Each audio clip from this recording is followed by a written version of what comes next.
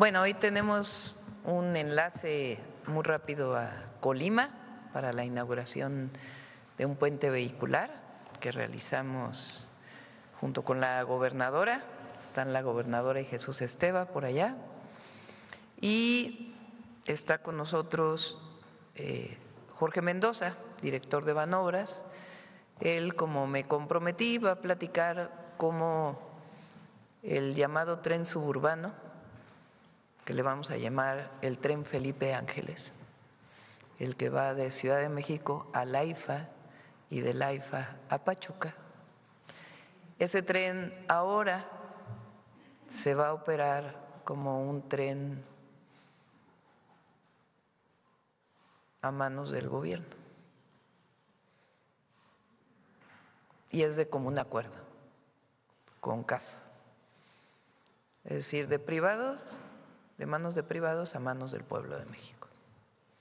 Entonces nos va a platicar el acuerdo al que se llegó, cómo se está haciendo, y como saben, este domingo es la inauguración del Buenavista Aeropuerto Internacional Felipe Ángeles y vaya muy avanzado el Felipe Ángeles a Pachuca.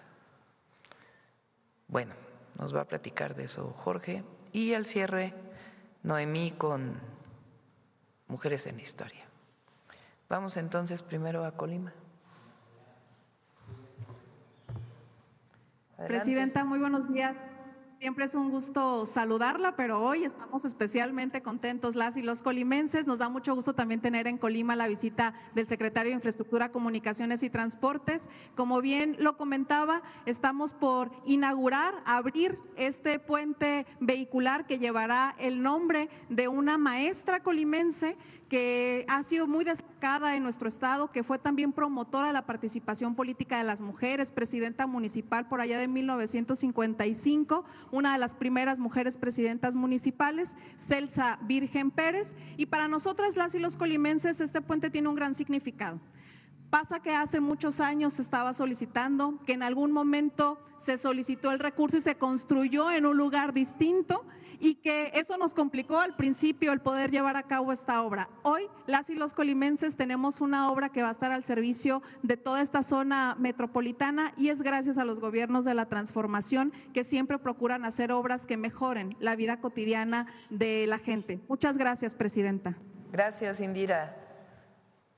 Con su permiso, señora presidenta, buenos días a todas y a todos. A continuación, les informo sobre las características de este puente. Este puente tiene 600 metros de longitud, 6 carriles.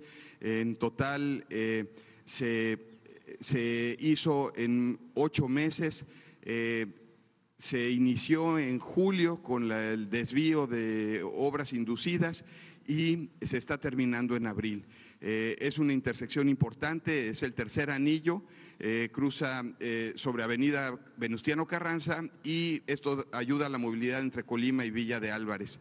En las imágenes se está viendo cómo se construyó, cómo fue avanzando su proceso constructivo. Es un puente con cimentaciones con pilas profundas y con traves de concreto.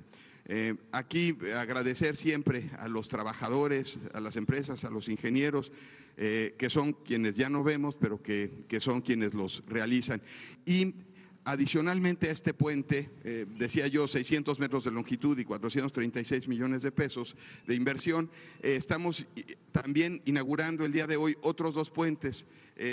Si pasan a la siguiente imagen, estamos inaugurando también el puente del Chical. Este puente tiene 736 metros de longitud, una inversión de 137 millones de pesos. Estaba previsto terminarse en agosto y se está ya abriendo el día de hoy también en Coquimatlán. Este cruza el río Armería y conecta las comunidades del Chical y Coquimatlán. Y pasamos a la siguiente, a la última, que es el puente Presa Las Trancas. Este es un puente de 600 metros de longitud, se invirtieron 86 millones de pesos. Estaba también programado para terminarse en agosto y hoy se está abriendo en total. Bueno, esto comunica al municipio de Ixtlahuacán, las comunidades de La Presa y de Cuaután. Y en total, hoy estamos abriendo casi 2 kilómetros de longitud a Colima, en el estado, de viaductos, de puentes. ¿Y es cuánto, Presidenta? Gracias. Entonces son 3 puentes que se inauguran. Sí, Presidenta, hoy nos encontramos en la ciudad de Colima, pero simultáneamente se están abriendo los otros 2 y en un momento más damos el banderazo para que ya se abra completo a la operación este carril. Todos los carriles de este menciona puente. nuevamente los nombres de los 3 puentes que se están inaugurando en Colima. Es el puente Celsa Virgen Pérez, en el tercer anillo periférico, el puente que está en la comunidad del Chical, en el municipio de Coquimatlán, y el puente que comunica las comunidades Presa Las Trancas, en el municipio de Ixtlahuacán. 2 kilómetros de puentes en el estado de Colima. Pues va. Estamos muy, muy agradecidos, Presidenta. Adelante. Y a la cuenta de 3, pues vamos a dar paso a los vehículos. Una. Ahora yo les cuento desde aquí. 1, 2, 3. Adelante.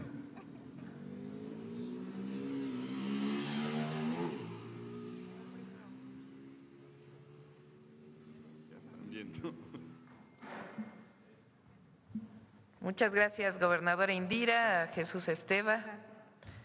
Está también allá Christopher Lucas, que es el director general del Centro SICT en Colima, y Marisol Neri, que es secretaria de Infraestructura de Colima. Felicidades.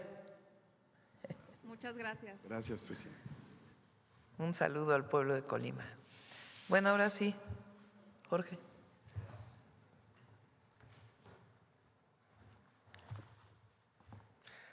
Buenos días a todas y todos. Con su permiso, Presidenta. Como les comentó hace unos minutos la Presidenta de la República, hoy estamos muy contentos porque hemos llegado a un acuerdo con CAF, que es una empresa española, y con Omnitren, una empresa mexicana, para adquirir su participación en el tren suburbano.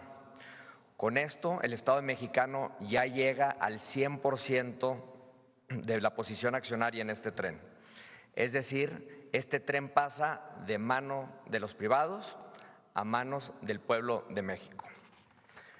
Ahora, si pasamos a la siguiente lámina, para todos los que nos escuchan y a todos los que nos ven por los diferentes medios de difusión, quisiera platicarles un poquito de qué es el tren suburbano, porque aquí en la Ciudad de México se utiliza mucho, pero seguramente en algunos estados de la República no conocen este medio de transporte.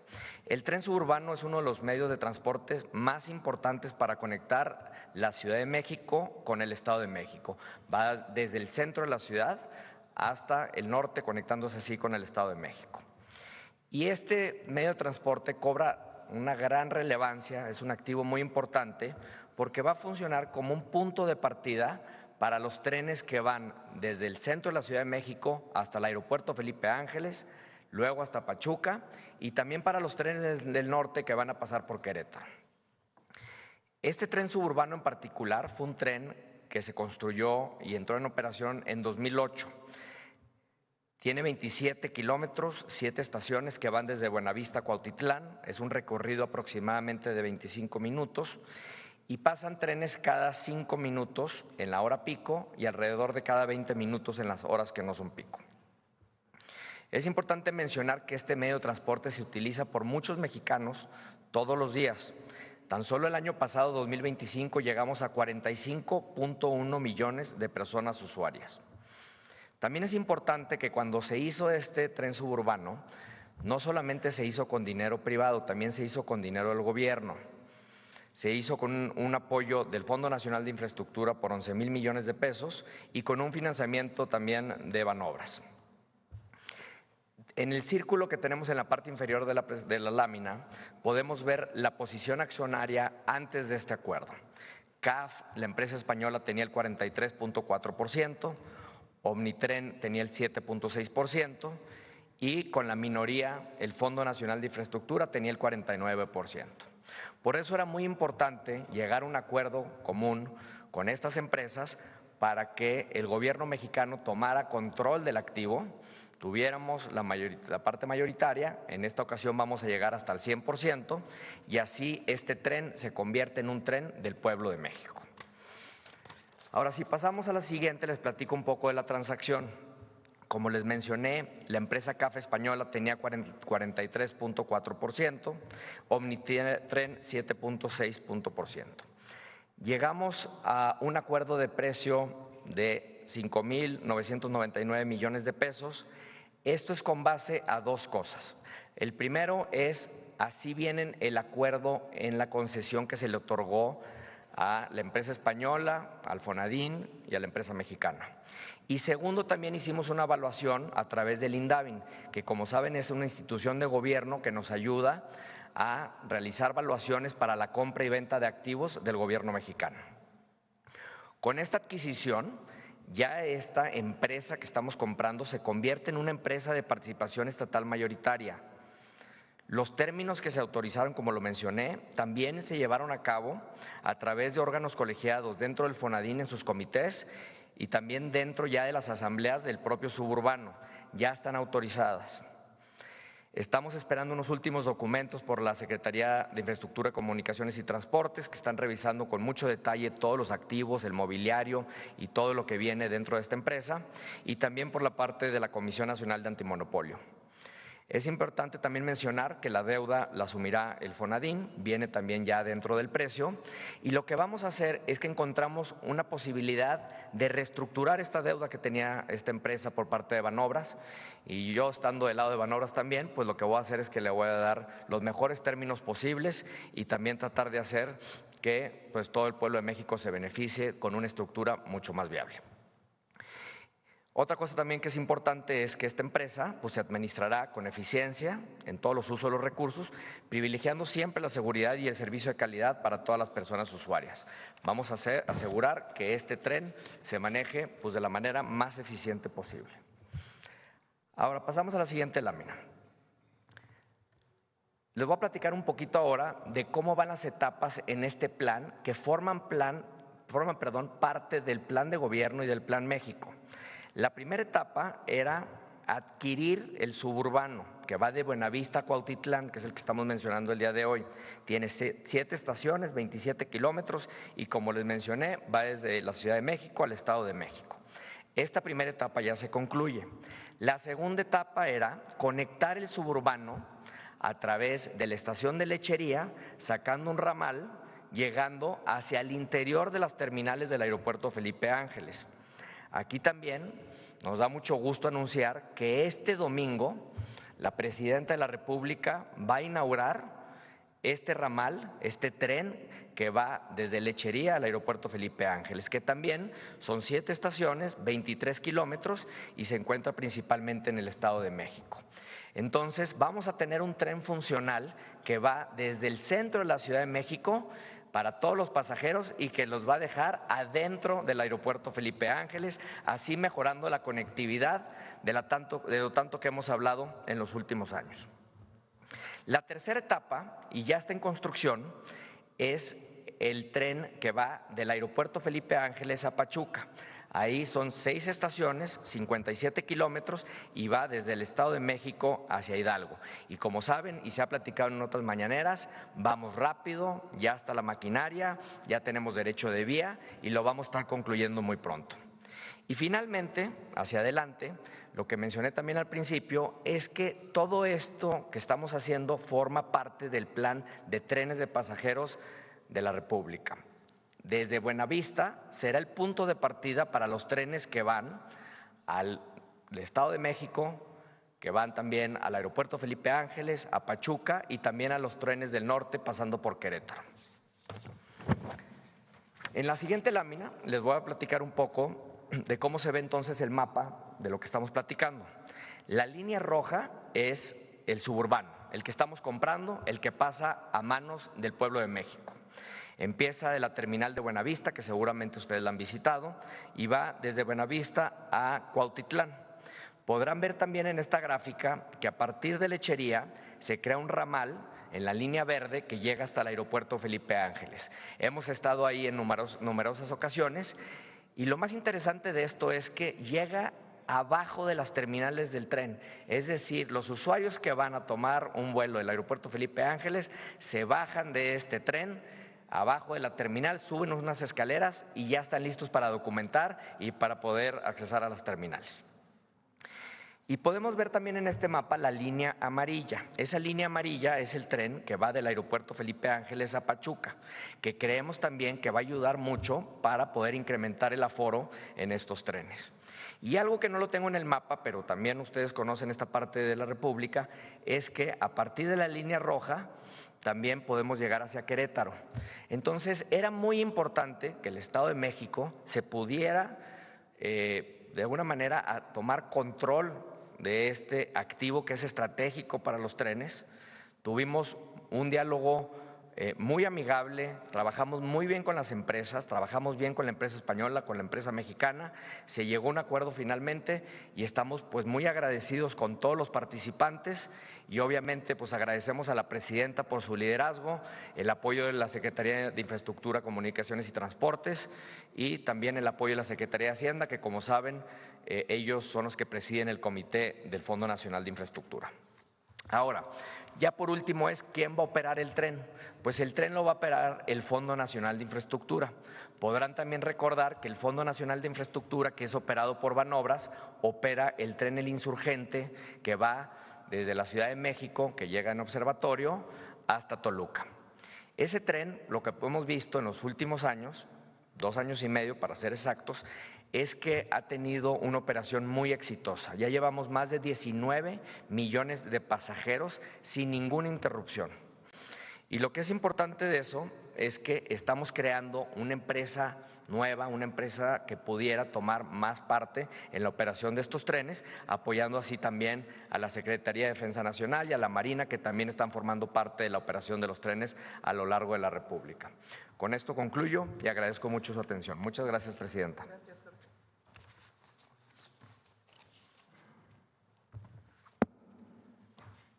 Pues esta es la información del día de hoy y vamos por las preguntas. Vamos a ver quién no haya preguntado. La compañera allá atrás.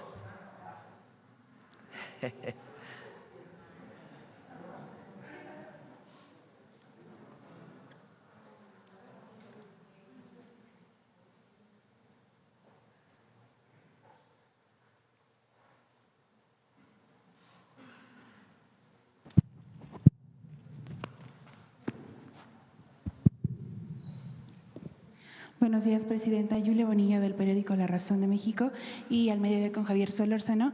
La primera pregunta es, primero, ¿en qué términos queda el encargo que ahora asume Luisa María Alcalde para la consejería? ¿Cuándo ocuparía ya el cargo? Ella entra el 1 de mayo. Tiene que haber, obviamente, la transición tanto en la Consejería Jurídica como el proceso que tengan que seguir el Partido Morena.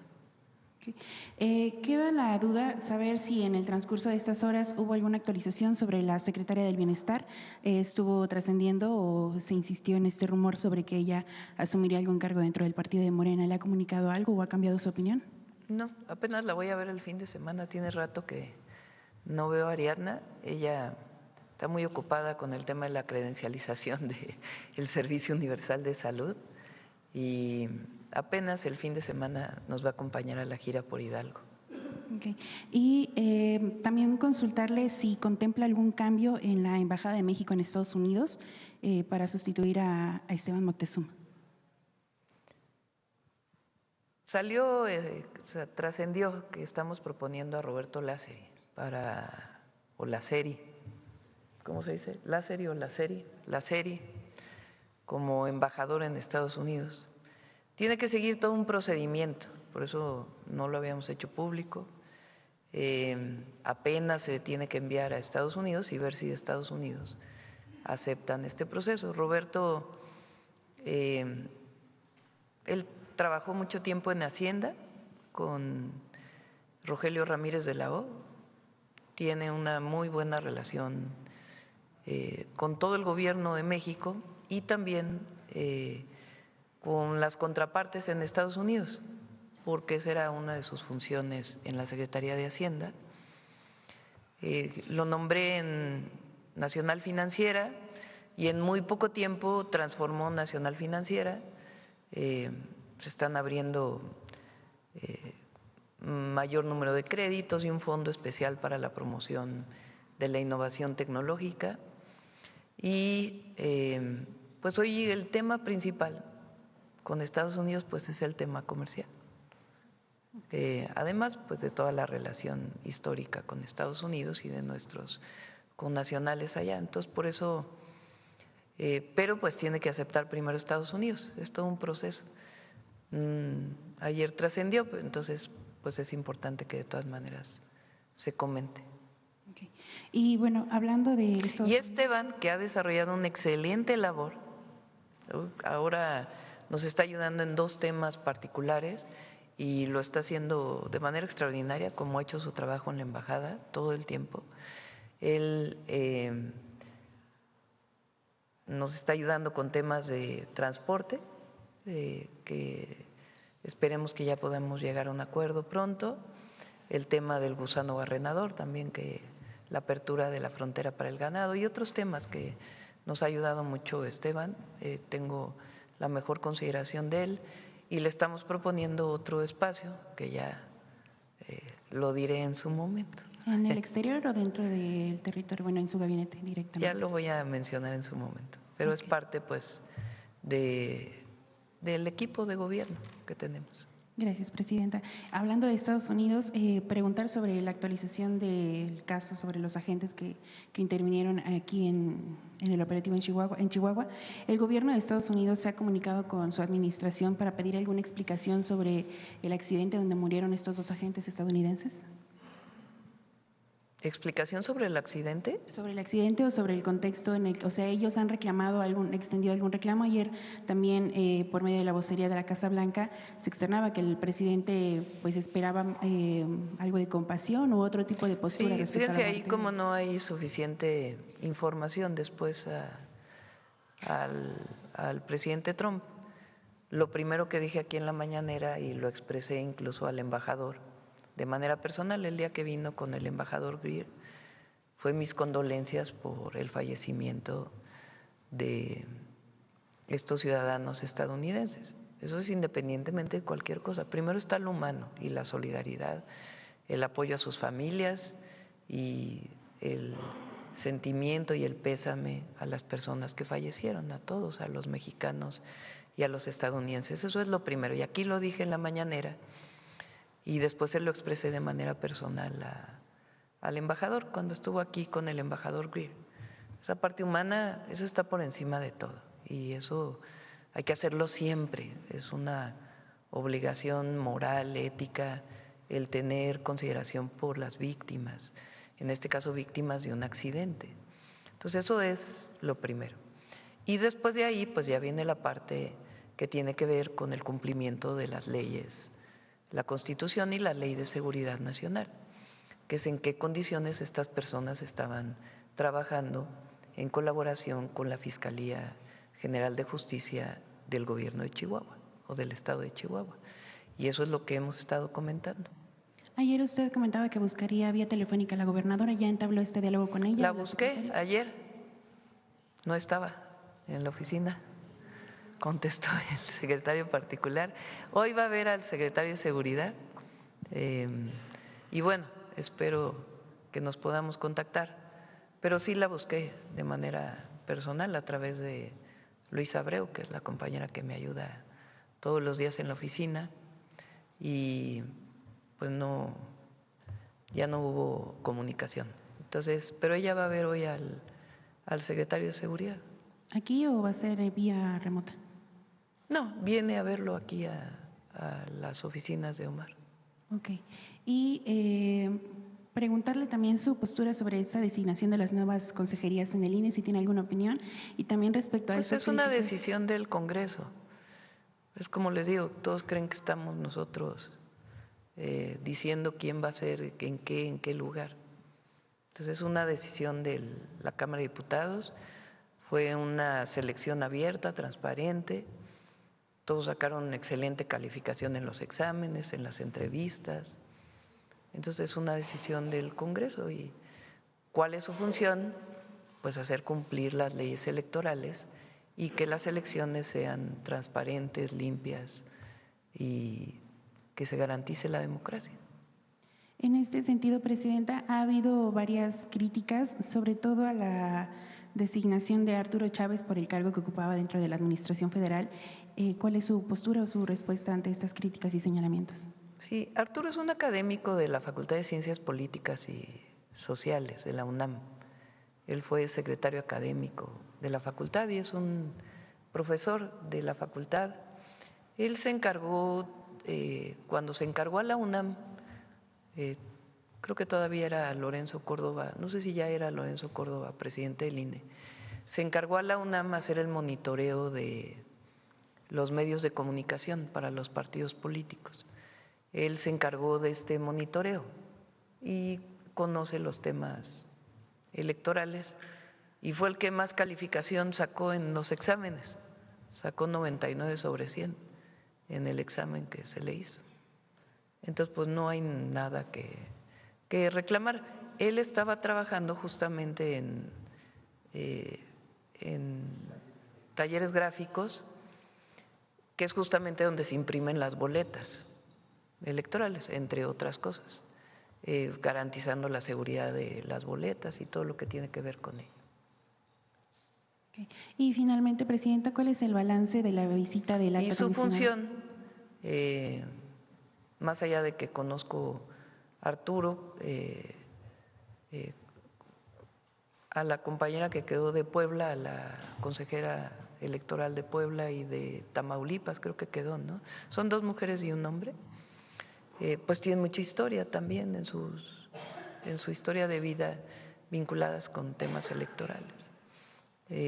Yo no los conozco a ellos, Arturo lo conozco, pues porque viene desde el movimiento del CEU, pero lo que hablan por él sus credenciales, no habla la posible relación que haya tenido conmigo. Y su función, pues es hacer cumplir las leyes electorales y ser un buen consejero y garantizar, como todos los consejeros electorales, elecciones libres, transparentes y democráticas. ¿Haría usted un llamado a que no se permita la incidencia de ningún tipo gubernamental para los consejeros? No hay incidencia gubernamental. Hay mucho respeto a la presidenta del INE, a los consejeros y consejeras del INE, y así va a ser ahora que entren los nuevos consejeros. Nosotros no estamos diciendo esto sí, esto no, esto se aprueba, esto no. Imagínense, ellos son los que toman esas decisiones. Por supuesto hay relación entre la Secretaría de Gobernación y sobre todo la presidenta del Instituto Nacional Electoral. Okay. Y finalmente, Presidenta, ¿cuál es su balance de la visita del Alto Comisionado a México? Ayer en su conferencia y en posteriores declaraciones, pues comentaba también que permanece como reto las desapariciones, hacía un llamado a no politizar este fenómeno. ¿Cuál es su balance sobre esta visita? Pues yo creo que él tuvo oportunidad de visitar a las personas que encabezan las instituciones de derechos humanos, desde la Comisión Nacional de Derechos Humanos, habló con víctimas de desapariciones y otras víctimas. No solo venía el tema de desaparecidos, sino venía también a revisar otros temas. Estuvo, por ejemplo, con el Instituto Nacional de Pueblos Indígenas.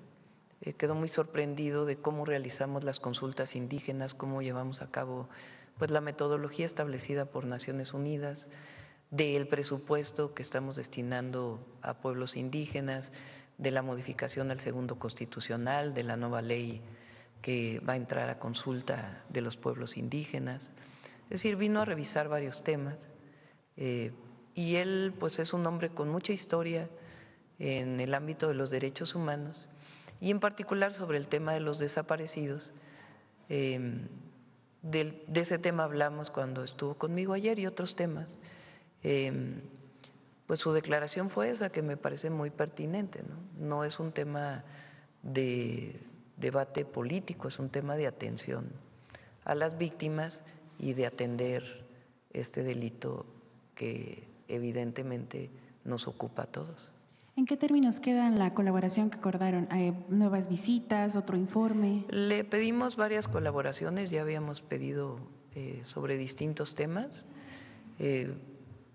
pueblos indígenas, temas relacionados con, en general, protección de activistas en el país, el tema también de desaparecidos y otros muchos temas relacionados con derechos humanos en México, y se mostró pues muy amable en el sentido de, a través de su representación en México y la representación de Naciones Unidas en México, abrir todos estos canales de colaboración. Ok, y nada más la precisión, regresando rápido al tema del caso de Chihuahua, ¿sí se envió la solicitud de información para que Estados Unidos dio alguna respuesta a esto o todavía no? Ya lo vamos a informar poco a poco. Gracias, presidenta. Vamos por acá. El compañero de Uno TV que hace rato que está preguntando y está más bien con la mano alzada y no le habíamos dado la oportunidad. Aquí está. Muchas gracias, presidenta. Buenos días. Julio Sánchez, de Uno TV. Quisiera pues abordar este tema de lo ocurrido en Chihuahua. Mi primera pregunta sería, ¿las amenazas de Donald Trump de invadir México se materializaron, pero no de manera convencional, sino disfrazadas en operaciones clandestinas, presidenta? No. Aquí lo que hubo fue una falta de una autoridad estatal. Eso es lo que es en el fondo esto.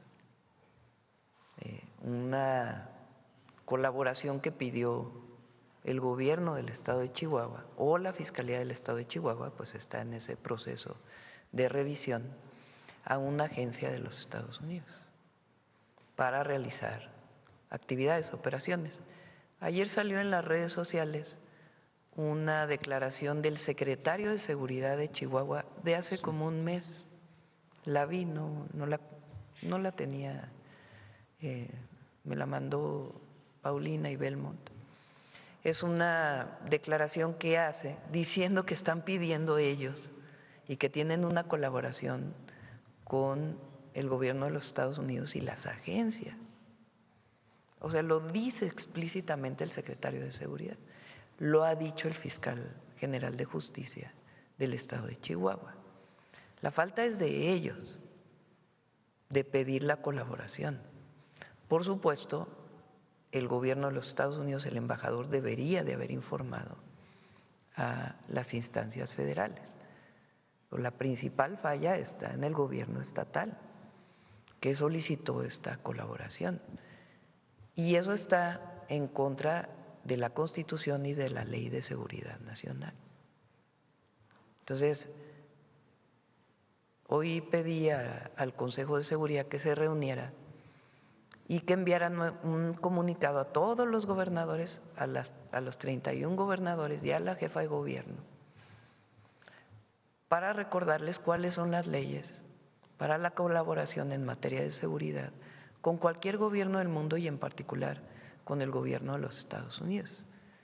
Está muy marcado en la ley cuál es el tipo de colaboración y cómo debe desarrollarse esta colaboración.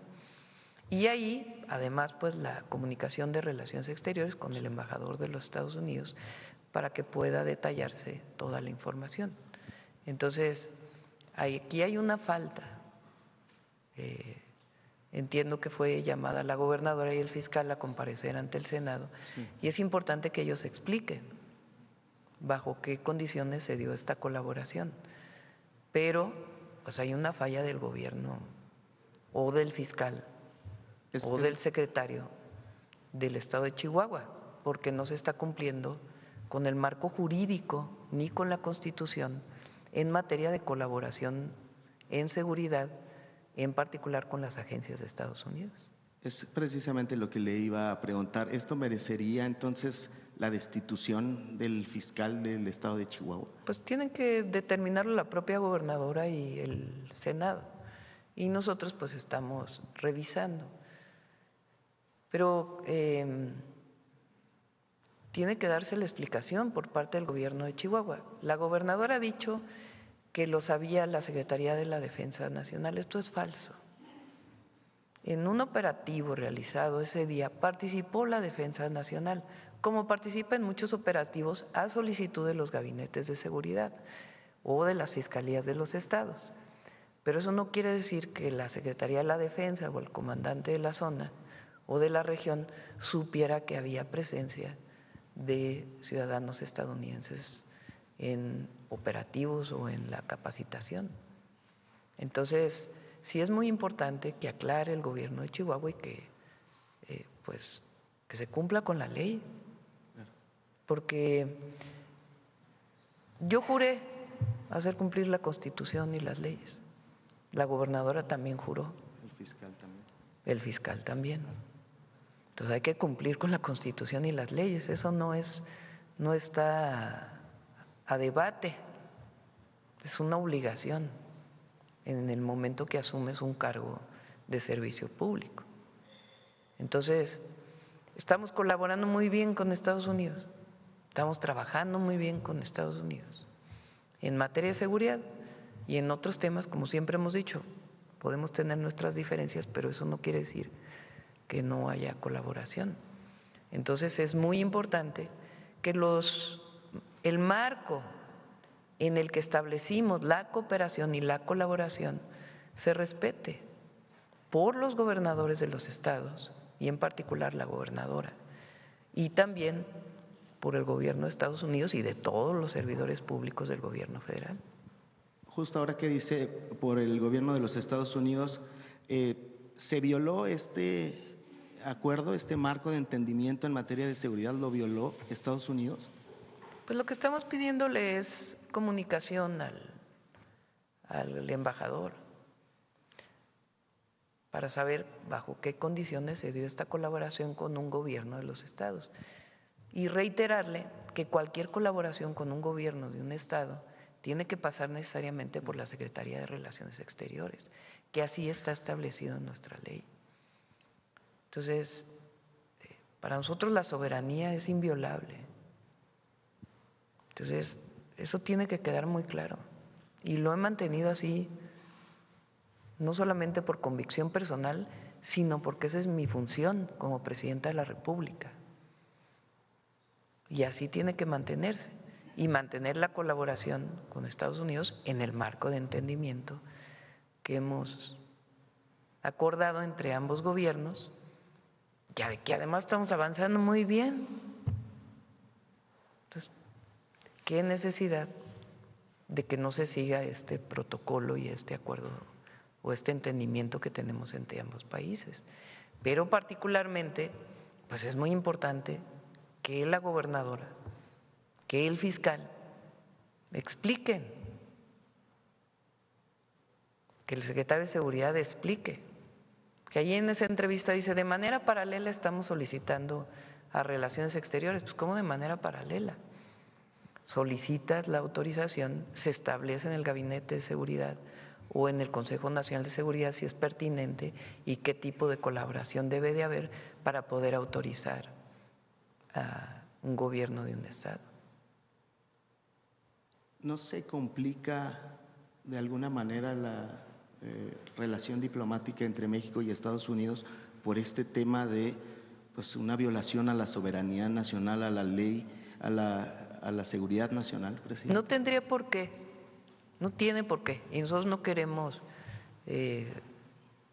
generar un conflicto con Estados Unidos. Lo que queremos es que si estamos trabajando bien, si estamos avanzando, pues que se cumpla el entendimiento.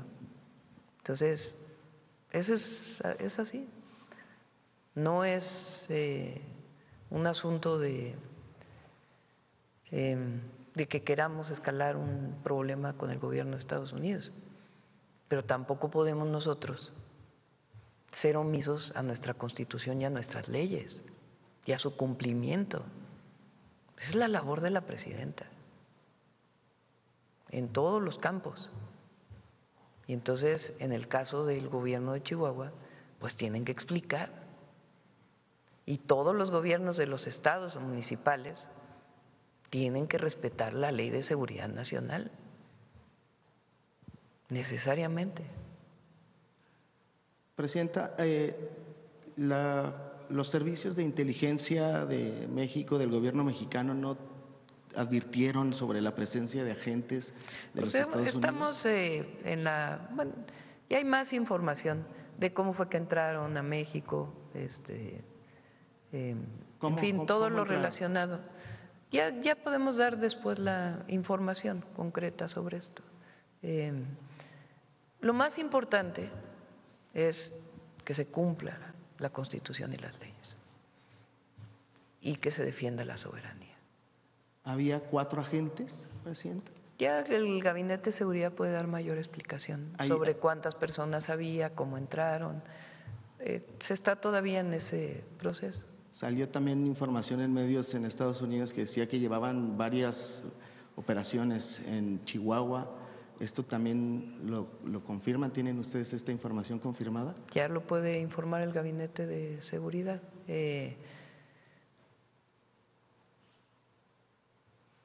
Los gobiernos de los estados, y es lo principal, tienen que cumplir con las leyes. Sí o sí. Eso no es opcional. Cumplir con la ley no es opcional. Y la Ley de Seguridad Nacional es tan clara que no tiene lugar a interpretaciones. Es muy clara, absolutamente clara. Vuélvelo a poner si quieres. Lo que leímos ayer. Deberán abstenerse de realizar gestiones directas ante autoridades distintas de la Secretaría de Relaciones Exteriores o de las dependencias que corresponden en términos de los respectivos convenios de cooperación internacional suscritos por el Estado mexicano en materia de seguridad y que contribuyan a preservar la seguridad nacional.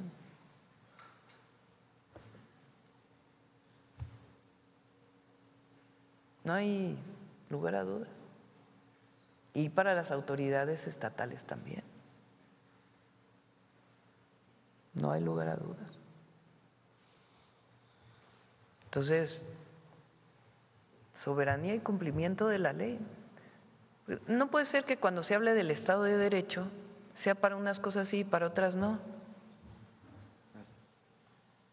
Y esa es una particularidad, pues, de algunos sectores de nuestro país. Para algunas cosas sí, para algunas cosas no. Y tampoco es un problema político o un asunto más allá de este tema con la gobernadora de Chihuahua o con el fiscal de Chihuahua o con el secretario de Seguridad de Chihuahua. Es un asunto de cumplimiento de la ley. Entonces, es lo que nos corresponde. Es decir, la soberanía es inviolable. Tampoco es cuestión de interpretación. Entonces, ¿cómo se presta un gobierno estatal a la violación de una ley?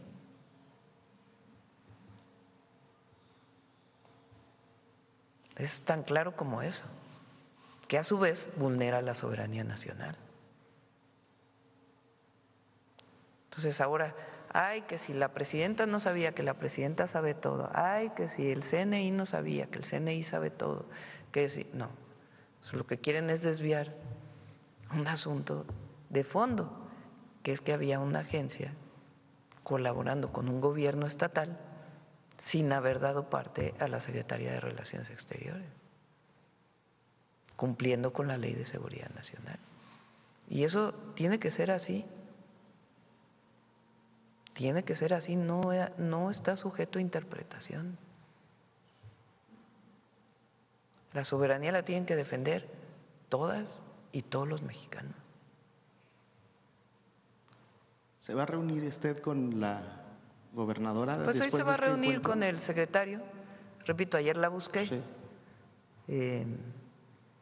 A través de Luisa Abreu con su secretario particular, pero pues no se comunicó y va a ir hoy con el secretario Omar. De acuerdo. Presidenta, quisiera abordar otros 2 temas, si me permite, y con eso concluyo. Con respecto a la visita del alto comisionado de Naciones Unidas, ha habido también otros organismos internacionales que hablan de una crisis en México en materia de desapariciones. ¿El gobierno mexicano lo ve así? ¿Hay una crisis en México por este tema?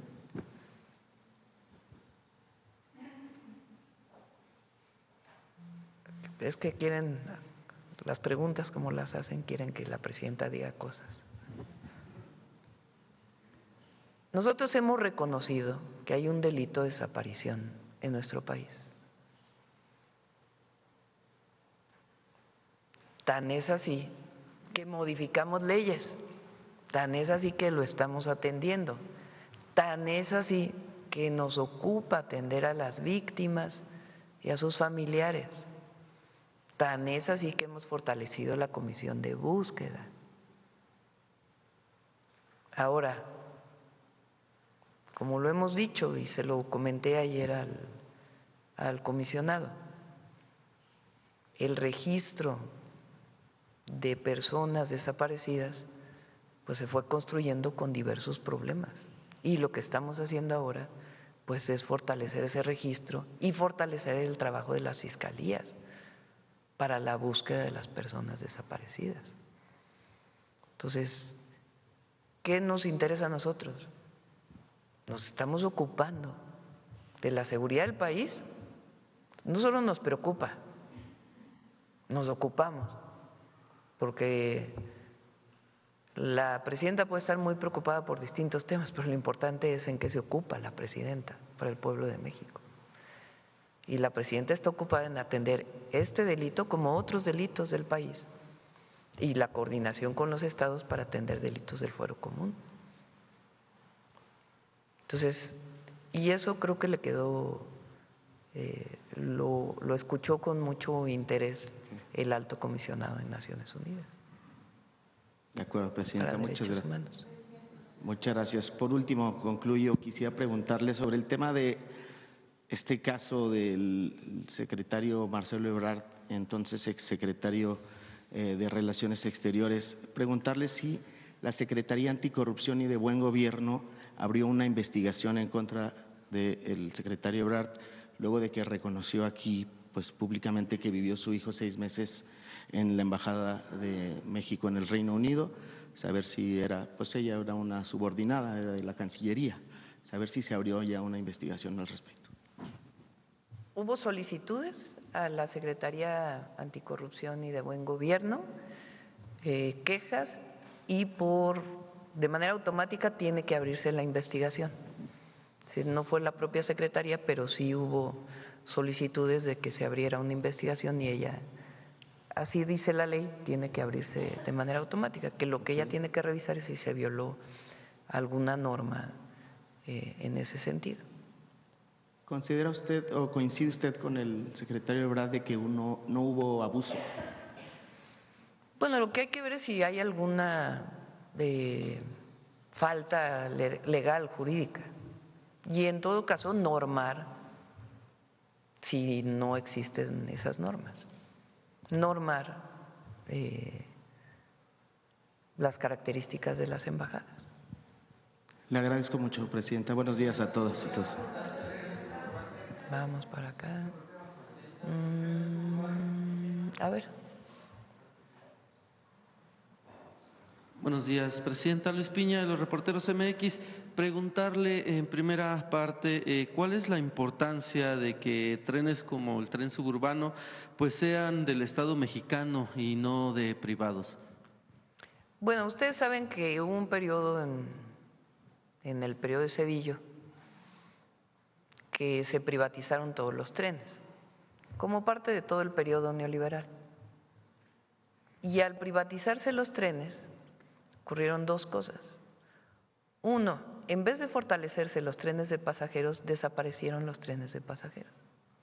El único que quedó fue el llamado Chepe, que es un tren turístico que va de Chihuahua a Sinaloa. Los trenes de pasajeros, como parte del movimiento de personas en nuestro país, desaparecieron. Los trenes de carga se privatizaron, y se privatizaron de una manera en donde se privatizaron y se concesionaron las vías, de una manera en que se concesionaron regionalmente. Entonces a una empresa le toca operar en un lado, a otra empresa le toca operar en otro lado, generando ineficiencias incluso en el propio sistema, que ahora recientemente la Comisión Antimonopolio pidió que se resolvieran esos problemas de comunicación entre las vías entre las distintas empresas para hacer mucho más ágil el movimiento de trenes en nuestro país de mercancías, que es muy importante. Con la llegada del presidente López Obrador de la Cuarta Transformación, se decide recuperar los trenes de pasajeros y los trenes de carga. Se modifica la Constitución en el 2024 para garantizar que el Estado también tiene toda la atribución para operar los trenes. Se hace el Tren Maya, el tren interoceánico, se está haciendo el Tren Maya de carga y nosotros tomamos la decisión, e inicia este tren del aeropuerto, de Buenavista al Felipe Ángeles, que por distintas razones tuvo muchos retrasos. Finalmente ya se va a inaugurar el domingo. Nosotros recuperamos esta idea, es decir, tiene que haber trenes de pasajeros. Vean ustedes las noticias del mundo entero.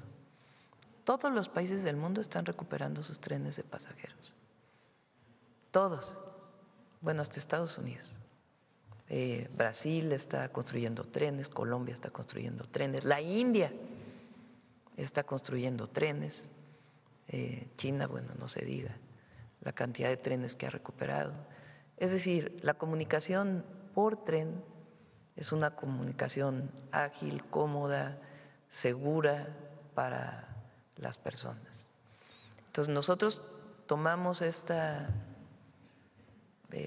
visión y en nuestro gobierno estamos construyendo el tren AIFA-Pachuca o Ciudad de México-Pachuca y los trenes hacia el norte.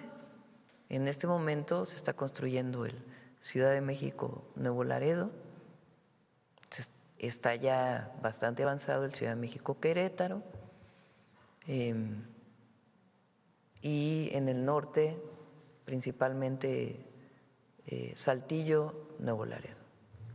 Y se licitan ya las obras y también Defensa va a ser una parte de la comunicación de Querétaro hasta Saltillo. Por otro lado, estamos haciendo el Ciudad de México, Querétaro, León, en este momento está construyendo hasta Irapuato, León, Guadalajara, y se está haciendo el proyecto ejecutivo de Guadalajara hasta Nogales, que es la recuperación de los trenes de pasajeros.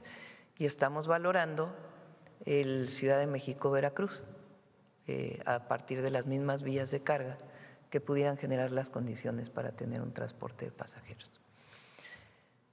Ahora, existía desde la época de Fox, creo que inició este tren, ¿verdad? Calderón, inició el tren, creo que con Fox inició, porque a mí me tocó un debate con Duege sobre el segundo piso, ya se hablaba del tren suburbano, y lo hicieron con privados. Ahora, ¿qué problema tiene la operación si se queda Ciudad de México, Cuautitlán privado y luego todo lo demás público? Pues va a tener problemas de operación. Entonces la decisión que se tomó es recuperar para el pueblo de México el Ciudad de México Cuautitlán y hubo un acuerdo con las empresas, no se les planteó y hubo una negociación y se acordó esta compra. Entonces ahora toda la red pues va a poder ser operada de manera pública.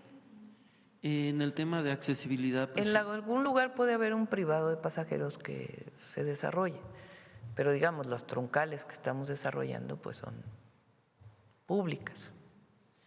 En el tema de accesibilidad, Presidenta, y ahora que, como usted lo comenta, pasa a ser parte del Estado mexicano, el tren suburbano, y con la conectividad que también… Tren Felipe Ángeles, ya le vamos a el decir. tren Felipe Ángeles, y que tiene pues esta conexión con el metro de Buenavista, ¿existe la posibilidad de que se pueda acceder con la tarjeta de movilidad integral? Sí. ¿Quieres comentar eso? Bueno, escuché la segunda pregunta también, entonces aprovechamos las dos. La primera es, vamos a hacer, hoy en día no está con la tarjeta, la TUMI, que es la tarjeta integrada, pero vamos a tener los sistemas para que puedan utilizar ambas tarjetas y puedan utilizar también la tarjeta del metro, del interior urbano y tal también en este sistema. Entonces sí vamos a hacerlo compatible. Y en términos de tarifas, es algo también creo que relevante y no lo mencioné, la parte del suburbano, las tarifas se quedan como están el día de hoy, que es para los tramos cortos 11 pesos con 50 centavos y para los tramos largos 26 pesos con 50 centavos. Algo que vamos a explicar con mayor detalle el domingo es que durante el primer mes de operación del tren al aeropuerto Felipe Ángeles vamos a tener una tarifa promocional para los sitios intermedios. Van a ser solamente de 11 pesos con 50 centavos y para el trayecto completo hasta el Felipe Ángeles va a ser de 45 pesos. Estamos terminando de revisar las tarifas. Lo que sí les podemos garantizar es que van a ser más baratas que todos los medios tradicionales de transporte. Y este periodo promocional, pues lo que queremos hacer es que primero la gente venga a conocerlo, que traiga a sus familias, que lo vengan a ver, es una obra magnífica. Y segundo también, aprovechar ese periodo promocional para ir asentando las operaciones del tren. A partir del mes de operación estaremos publicando las nuevas tarifas, pero como lo mencioné, pues serán mucho más accesibles que cualquier otro medio tradicional. Muy bien. Presidenta, en otro tema, preguntarle, durante su estancia en la jefatura de gobierno, pues usted impulsó la vivienda popular, incluso se comenzó investigaciones en contra de la corrupción como el cártel inmobiliario. Ayer la jefatura de gobierno presentó una reforma constitucional en materia de vivienda y en ese sentido es preguntarle a usted qué opina sobre esta reforma, el cual lleva pues a rango constitucional en la Ciudad de México el derecho al arraigo, las rentas justas y pues la construcción popular que incluso usted comenzó. Platiqué con la jefa de gobierno el lunes. Vale la pena que se conozca que ella ha tenido varias mesas de trabajo con desarrolladores inmobiliarios. La vivienda, particularmente en la Ciudad de México, se ha incrementado muchísimo. Las rentas y la compra de vivienda. Bueno, ustedes lo saben, todos los que viven en la ciudad, lo saben la dificultad que es adquirir una vivienda. Y procesos que se llaman de gentrificación que se han dado en varios lugares, que no es que se esté en contra del desarrollo inmobiliario, nada más tiene que ser pues de manera legal y en aquellos lugares donde haya agua pues hay que construir, donde no hay agua pues es absurdo estar construyendo en aquellos lugares en donde no hay suficiente acceso al agua potable. Entonces tiene que compatibilizarse el acceso a los servicios y el derecho a la vivienda. Entonces ha habido varias mesas de trabajo en la Ciudad de México donde se ha incorporado la opinión, pues tanto de los habitantes de la ciudad como de desarrolladores inmobiliarios. Entonces es compatible el derecho a la vivienda con el desarrollo inmobiliario, pero también tiene que haber construcción de vivienda social, como lo estamos haciendo nosotros. Son 1.800.000 viviendas que cuestan la vivienda máximo 700,000 pesos.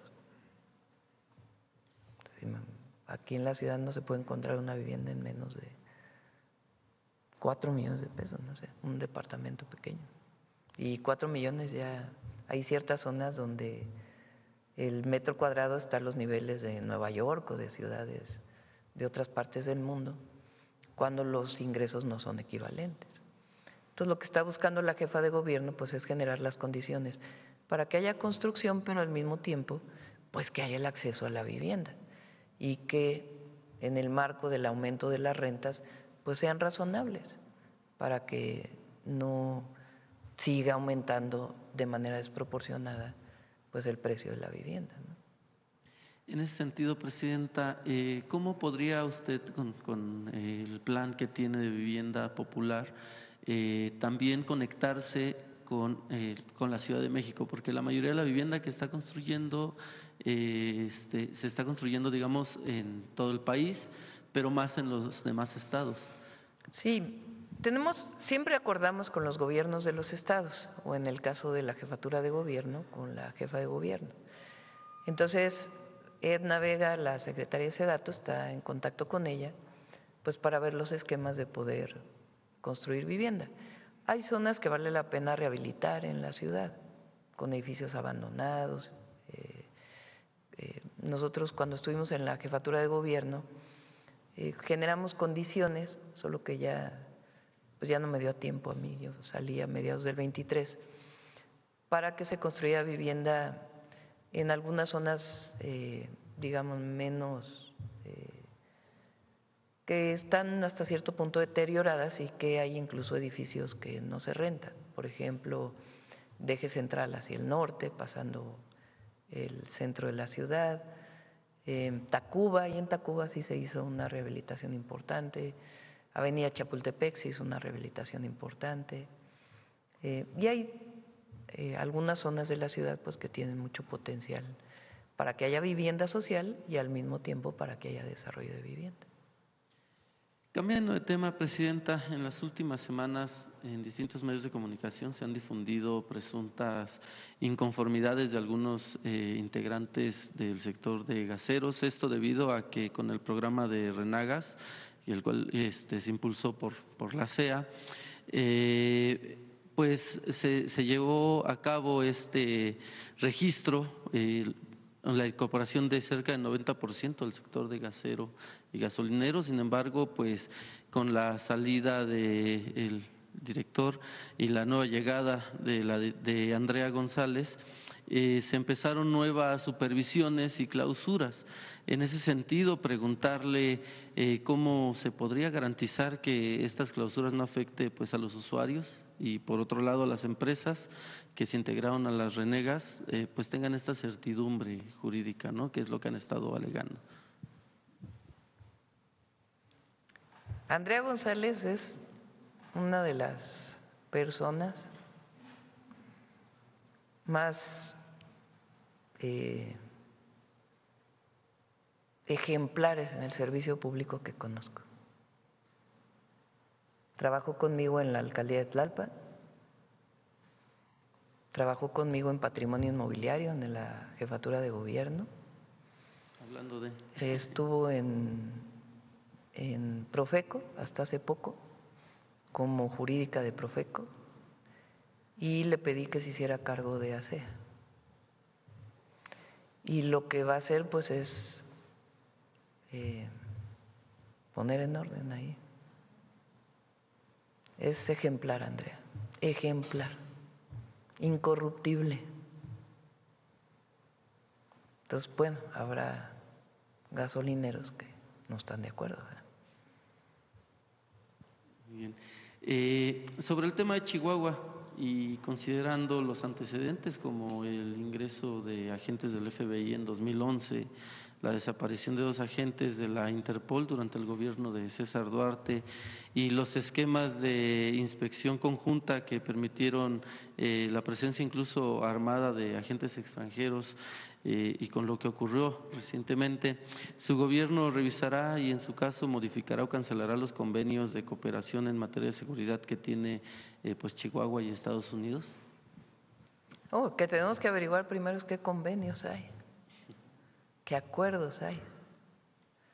Es parte de lo que el secretario García Harfuch le va a preguntar a la gobernadora de Chihuahua.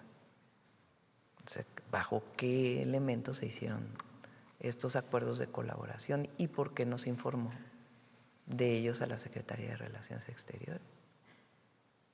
Entonces, cualquier colaboración que quiera hacer cualquier Estado tiene que pasar por Relaciones Exteriores y en particular en materia de seguridad. A lo mejor hay un acuerdo con una embajada para trabajar temas de educación. Por supuesto, tiene que haber información a la Secretaría de Relaciones Exteriores, pero particularmente en los temas de seguridad, pues es importante que se siga la Ley de Seguridad Nacional, particularmente cuando se trata de agencias de otros países y en particular de Estados Unidos. Y por último, ayer durante la discusión en el Senado para ver si llamaban a comparecer a la gobernadora, pues algunos senadores, como Ricardo Anaya, comentaba que en lugar de felicitarla por estos acuerdos, la quieren llevar a comparecer, ya que pues se hizo ese desmantelamiento del laboratorio. ¿Qué podría usted decirle a estos personajes que pues quieren llevar la discusión por otro lado en lugar de ver pues esta violación a la soberanía nacional, ¿no? El PAN particularmente, los senadores, tienen una posición distinta a la nuestra, muy parecida a cómo gobernó Calderón.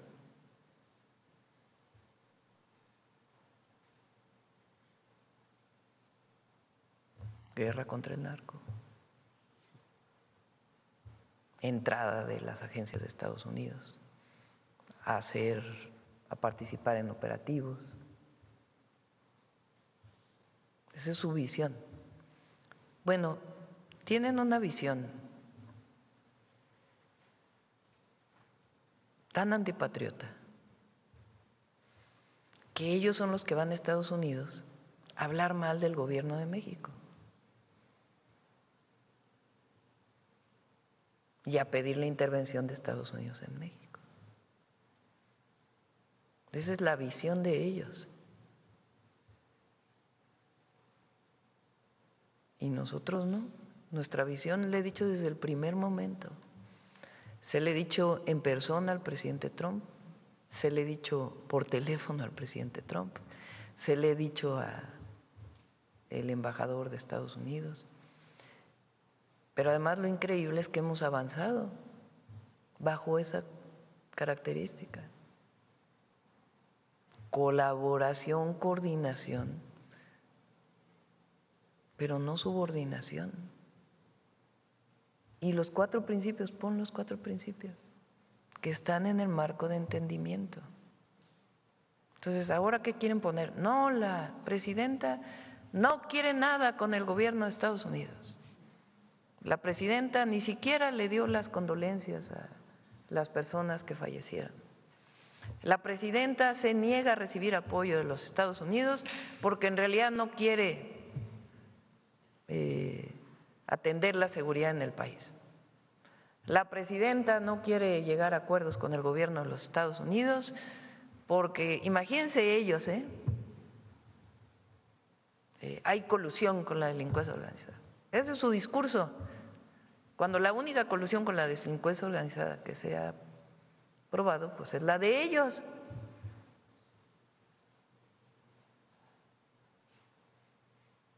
Entonces, la visión es distinta. Nosotros tenemos una visión de respeto a nuestra soberanía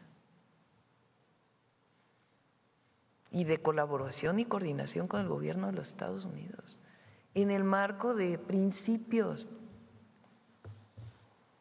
respeto a la soberanía y la integridad territorial, responsabilidad compartida y diferenciada, respeto y confianza mutua, cooperación sin subordinación. Así. Entonces, nosotros colaboramos con los gobiernos de los estados, pero el marco de colaboración es el cumplimiento de nuestras leyes. A ver, el senador que diga qué piensa de que se violó la Ley de Seguridad Nacional.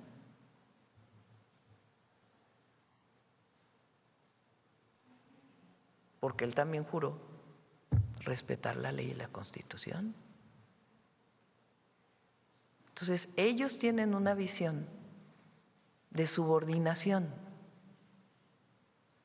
Ellos vienen de una historia del conservadurismo en México. Ellos provienen de Santana. Ellos provienen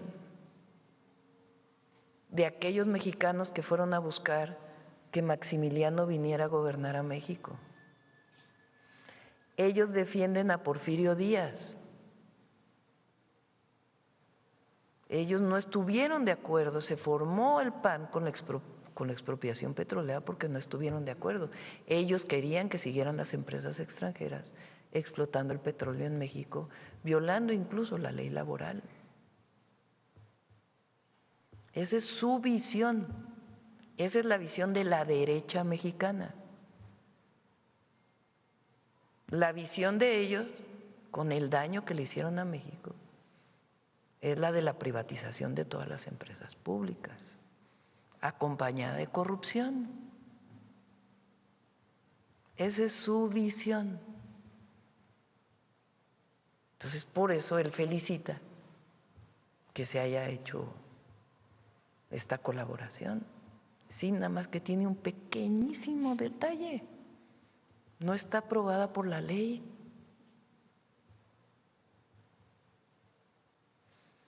Entonces, nosotros no queremos entrar en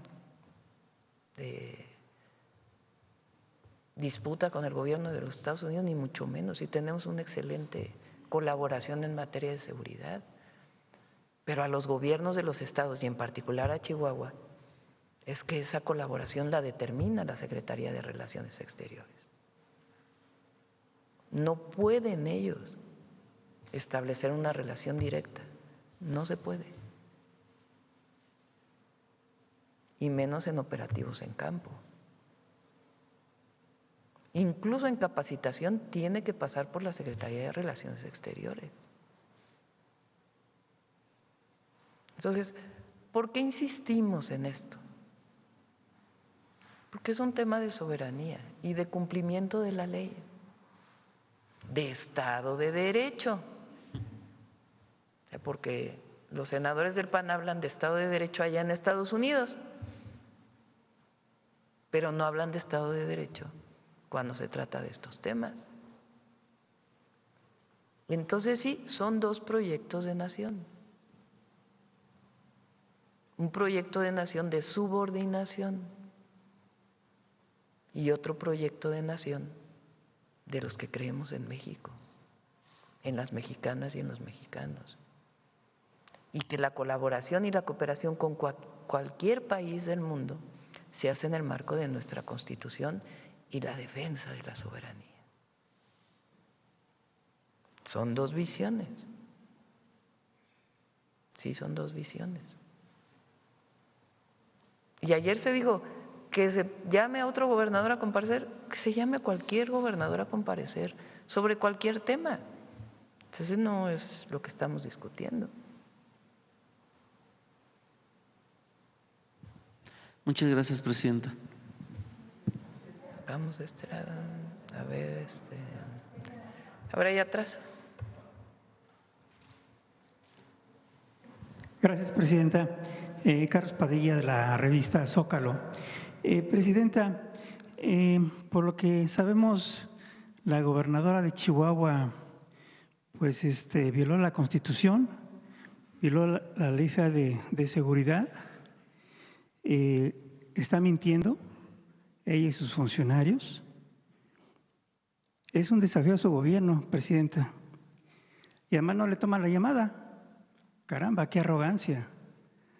Entonces, pues quisiera su opinión acerca de reto a su gobierno, porque… No, no es un reto a nuestro gobierno. Bien. No es un reto a nuestro gobierno. No es un reto a nuestro gobierno, es una violación de la ley. Es muy distinto. Bien.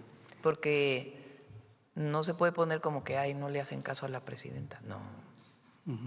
¿Por qué se llama? Escuchaba los argumentos de los senadores de por qué llamar. Pues tiene que dar explicaciones. Claro. Entonces, no, aquí no es un asunto de un debate entre dos gobiernos, porque es la voz de los comentócratas, no del gobierno federal, de una ley. Claro. ¿Qué esperaría de esta situación? Bueno, pues ella tiene primero que dar las explicaciones correspondientes. Es lo primero, ¿no? O sea, antes que nada, pues que dé todas las explicaciones. Y su fiscal, porque finalmente esa colaboración fue con su fiscal. El estado de Chihuahua fue de los primeros estados que hizo las fiscalías autónomas. Entonces el fiscal pues tiene que dar la explicación también. Bien. Presidenta, hace unos días conversó con una funcionaria de Japón y al parecer se acordó… La primera ministra. La primera ministra de Japón. Sí. Y se acordó o se habló, alguno de los temas fue la posible venta de petróleo a sí, Japón. Japón es uno de los países en donde se exporta petróleo. Ya habían hecho una solicitud ellos a Pemex de poder enviar 1 millón de barriles de petróleo. Y recuerden que nosotros producimos 1.800.000 barriles al mes, al día, 1.800.000 barriles al día. De esos ocupamos como 1.4 más o menos para las refinerías nacionales, 1.3, 1.4. Y lo que queda de ese petróleo se exporta, o sea, son 500.000, 400.000 barriles diarios. Entonces el acuerdo es 1 millón de barriles en un tiempo. Fue un acuerdo que ellos pidieron a Pemex y lo ratificamos el día que hablamos por teléfono. ¿Cuántos barriles se están exportando a Japón actualmente? A ver si nos pueden dar, pero no Japón es uno de los países a los que se exporta, Estados Unidos también y otros países. Hoy Estados Unidos pues es para sus reservas, porque en realidad producen suficiente petróleo para su consumo. Entonces, ¿se incrementará la exportación de petróleo mexicano? O sea, en este momento el acuerdo fue 1 millón de barriles en un tiempo determinado a Japón.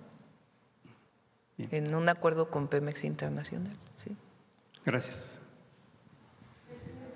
Bueno, vamos a ver la compañera que tiene rato que no.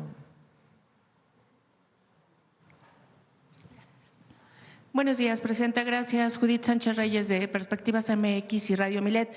Regresando al tema de Chihuahua, preguntarle si autoridades federales sabían de la existencia de este narcolaboratorio, que de acuerdo a lo que se ha documentado, pues era de grandes dimensiones, o si se hizo este hallazgo a partir de este suceso. Que el Gabinete de Seguridad informe.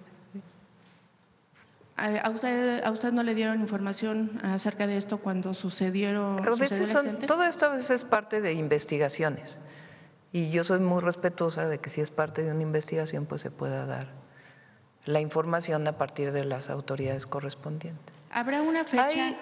Hay diario, pon la transparencia del Gabinete de Seguridad, ¿cuántos laboratorios se han desmantelado en México desde que llegamos nosotros? Nada más para poner todo en contexto, ¿no? Porque si no parece como que fue un laboratorio.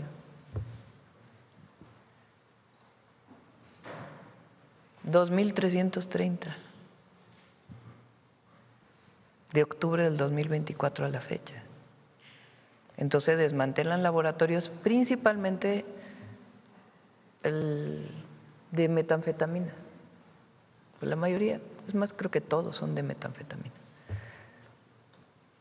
¿Habrá una fecha, digamos, ya prevista, calendarizada, para poder dar información pues, de todos estos detalles que se han preguntado aquí sobre este caso?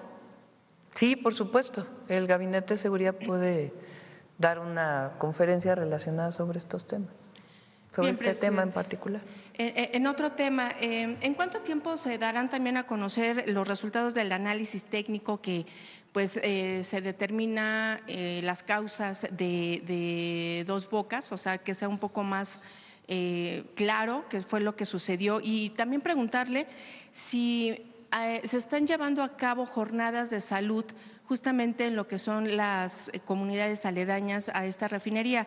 Se ha estado comentando, bueno, pues de propio testimonio de pobladores acerca de ese impacto en la salud que ya pues ellos indican son adversas. y preguntar si está garantizada la seguridad justamente para los habitantes de Paraíso. De Paraíso sí está garantizada la seguridad. La refinería se construyó con las suficientes medidas y el suficiente espacio para que no llegue a la población. Hay mediciones de calidad del aire y calidad del agua de manera permanente.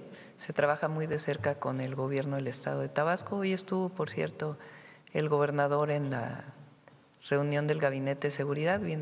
Ayer estuvo la gobernadora de Veracruz, hoy estuvo el gobernador de Tabasco. Vamos dando seguimiento a los trabajos de colaboración que tenemos con todos los gobiernos de los estados. Y está garantizada la seguridad y hay medición y de todas maneras suficiente información. Hubo dos temas en la refinería de Olmeca. Uno fue un incendio fuera de la refinería, que está toda la investigación por parte de la Fiscalía General de la República, y luego hubo recientemente un encendido de una zona de almacenamiento de coque que fue muy rápidamente controlada, y también de todas maneras la Fiscalía frente a estas situaciones hace investigaciones. Respecto al retiro justamente de los residuos en las playas que resultaron afectadas, ¿ya se hizo de manera total? También por ahí pescadores y propios habitantes decían que no habían sido retirados en su totalidad y bueno, pues eso implicaba incluso un riesgo de que volvieran otra vez al mar. No sé si… Quedaron en el mar algunos residuos solidificados por la forma en que Pemex hace la recuperación de todo el hidrocarburo, apoyado por la Secretaría de Marina. Quedaron algunos residuos sólidos que por las corrientes aún están llegando a las playas y de manera permanente está la limpieza de las playas, pero ya es un margen mucho menor que el que se dio en su momento en marzo. Y sobre este derrame que también lo confirmó Pemex en Puerto Progreso, en Yucatán, ¿ya está contenido, Presidenta? ¿Qué información hay al respecto? Cualquier daño o ambiental que pueda haber por parte de Pemex, hay un área ambiental que recientemente fue separado de su cargo la persona responsable y se puso a otro responsable. Precisamente por la investigación que se está siguiendo relacionada con la presencia de hidrocarburos en el mar. Él y otras personas fueron separadas de su cargo por el órgano de control interno, pero hay protocolos en el momento que hay algún daño ambiental, de inmediato se entra a su recuperación y hay técnicas, incluso empresas contratadas de manera permanente para que apoyen a Pemex. Y justamente también en esta línea respecto al relleno sanitario en Canacín, clausurado en Profepa en octubre de 2025, ¿le han compartido información sobre si esta empresa… Así que cambiamos de una… Sí, bueno, es que es un tema ambiental. Nos quedamos en el sureste, ¿verdad? Pero en el sureste.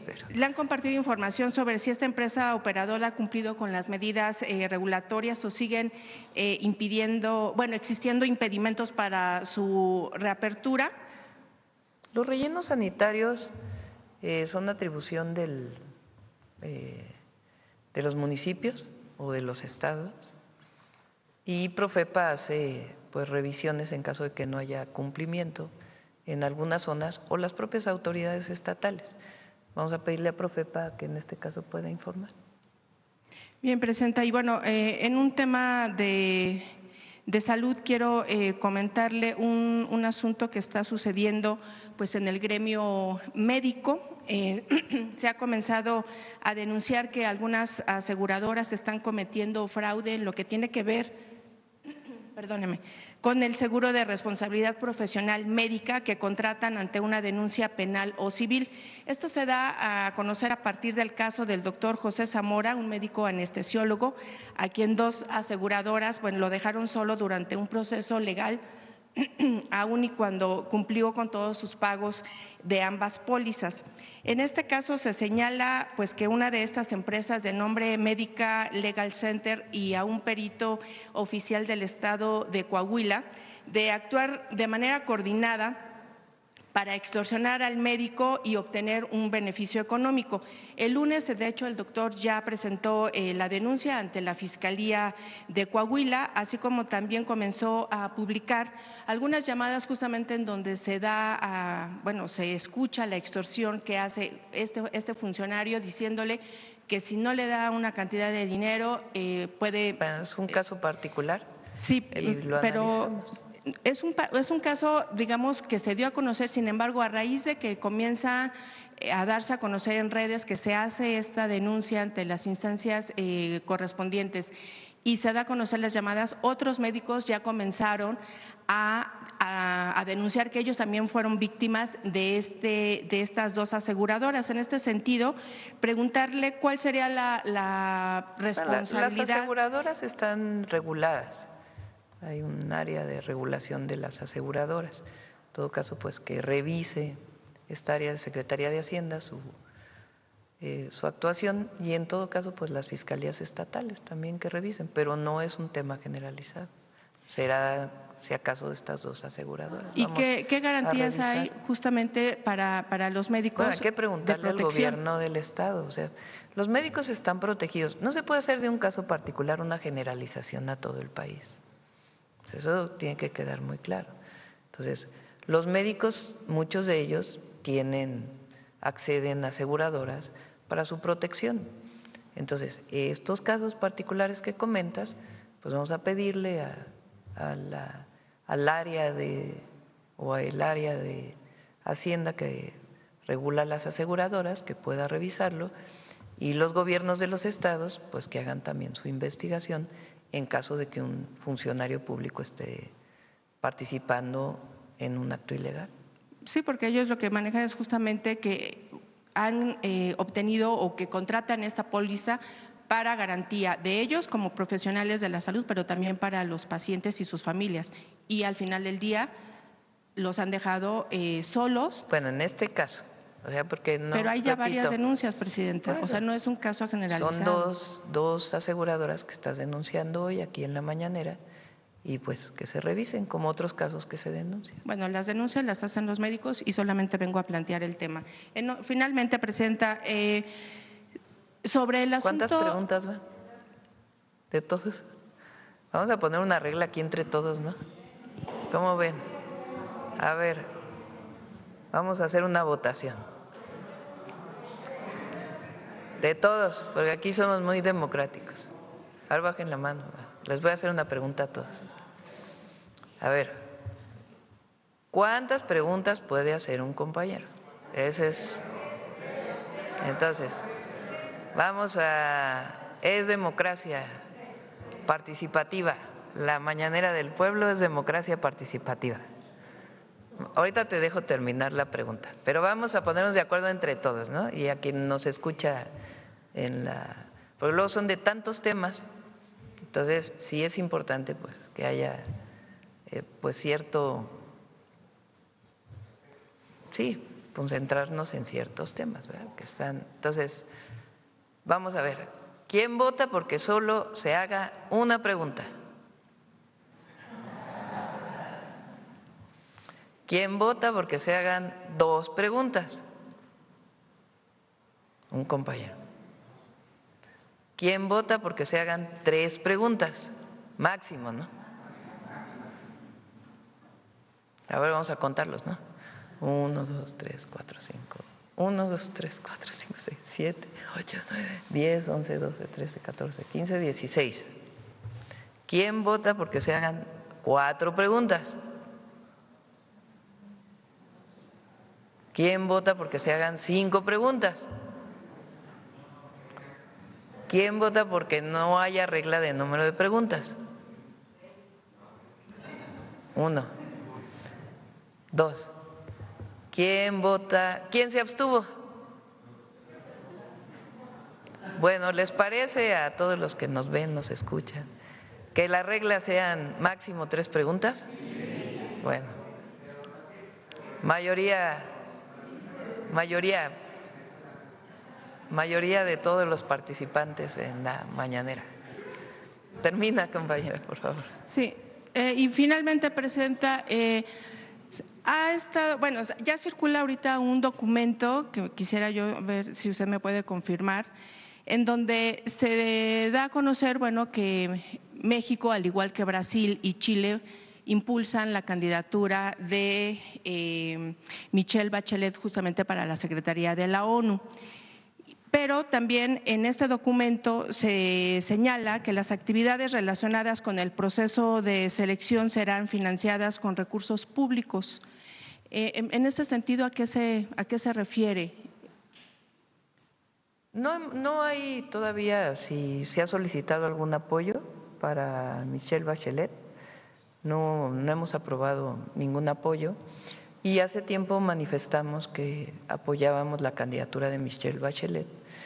Ella fue 2 veces presidenta de Chile, una mujer con experiencia en Naciones Unidas y consideramos que es además mujer que puede desempeñar un gran papel a cargo de Naciones Unidas, pero no ha sido aprobado un presupuesto especial para ella. En caso de que lo soliciten, ¿el gobierno lo otorgará? Entonces, vamos a revisar con Relaciones Exteriores cuál es qué es lo que se pediría o bajo qué condiciones. Entonces, pero en principio no hay aprobado ningún recurso. Y si se da este caso, ¿lo daría vamos usted a esperar. conocer? O sea, les digo, no hay ningún recurso público aprobado. Gracias, presidente. Sí. Bueno, vamos a ver. Vamos a Mujeres en la Historia. Ya son 9:14. Vamos. Con permiso, presidenta. Muy buenos días a todas y a todos. Si se hace un recorrido por este centro histórico, se pueden guiar por una ruta de murales en espacios como el propio Palacio Nacional, Palacio de Bellas Artes, el Colegio de San Ildefonso y, por supuesto, por el Museo Vivo del Muralismo, sede histórica de la Secretaría de Educación Pública. En estos espacios podemos encontrar murales de, por ejemplo, algún muralista que conozcan, Diego Rivera, por supuesto, Siqueiros, Rufino Tamayo, José Clemente Orozco, Roberto Montenegro. Pero el muralismo mexicano, como movimiento artístico con alto contenido social e histórico, también tiene a sus representantes mujeres. Conozcamos a la considerada la primera muralista mexicana, Aurora Reyes. Aurora Reyes Flores fue una maestra, muralista, escritora y activista. Nació el 9 de septiembre de 1908 en Hidalgo del Parral, Chihuahua. A pesar de ser nieta del militar porfirista Bernardo Reyes, crecer en el contexto de la Revolución Mexicana la marcó profundamente. A lo largo de su vida, Aurora abrazó los ideales y las causas sociales revolucionarias. En 1913, su familia se trasladó a la Ciudad de México, donde Aurora estudió la escuela primaria. En 1921, ingresó a la Escuela Nacional Preparatoria, pero fue expulsada tras un conflicto con una autoridad escolar. Después ingresó a la Academia de San Carlos. Sin embargo, decidió abandonarla para optar por una formación artística autodidacta. Durante ese periodo, contrajo matrimonio con el poeta Jorge de Godoy, con quien tuvo 2 hijos. El matrimonio duró poco, y tras la separación, Aurora Reyes asumió el cuidado y manutención total de sus hijos. En 1927, la Secretaría de Educación Pública nombró a Aurora Reyes profesora de artes plásticas para escuelas primarias. Esta labor constituyó su principal fuente de ingresos hasta su jubilación en 1964. En 1936, Aurora Reyes participó en la fundación de la Liga de Escritores y Artistas Revolucionarios. Allí profundizó su amistad con Frida Kahlo, quien entabló amistad con otros artistas e intelectuales como Concha Michel y Silvestre Revueltas. Conservó además un estrecho vínculo con su tío, el filósofo Alfonso Reyes. Ese mismo año se convirtió en la primera mujer mexicana en firmar como autora un mural. Atentado a las maestras rurales en el Centro Escolar Revolución, retrata la violencia y los abusos que sufrieron las docentes a manos de grupos cristeros en el México posrevolucionario. En ese mismo año, ingresó al Centro de Estudios Sociales Femeniles de México, donde fue elegida para desempeñar el cargo de secretaria de prensa. En 1937 fue electa como representante de la Unión de Escuelas Técnicas en el Congreso Nacional por la Educación Popular. También ocupó diversos cargos en sindicatos de maestros, entre ellos el Comité Ejecutivo del Sindicato de Maestros de Arte y el Sindicato de Trabajadores de la Enseñanza de la República Mexicana. En colaboración con Concha Michel y las hermanas Sara y Virginia Godínez, fundó el Instituto Revolucionario Femenino. Su labor en estos espacios se enfocó en la promoción de los derechos educativos y laborales de las mujeres, así como a la defensa del sufragio femenino, el acceso a cargos públicos, la ampliación del permiso de maternidad, el reconocimiento de tiempos para la lactancia y la creación de guarderías y escuelas destinadas a los hijos de trabajadoras. A lo largo de su trayectoria artística, Aurora Reyes produjo cerca de 50 obras de caballete y diversas acuarelas. Entre ellas destacan Feminidades, Escena Revolucionaria y La Novia de Oro. A finales de la década de los 40, incursionó en la escritura, especialmente en la poesía. Reyes regresó a los andamios hasta 1959, con la realización de Trayectoria de la Cultura en México, un imponente proyecto mural de 334.40 metros cuadrados para el Auditorio 15 de Mayo del Sindicato Nacional de Trabajadores de la Educación. La ejecución de esta obra tomó 3 años. Posteriormente, entre 1977 y 1978, pintó su último mural, El Primer Encuentro, donde pudo realizar una representación de su visión sobre la conquista. Sobre su experiencia como muralista mujer, Aurora platicó en una entrevista. El compañerito me preguntó, ¿cómo puede una mujer subirse una escalera y andar en unos andamios? Y volteé y le dije, con pantalones.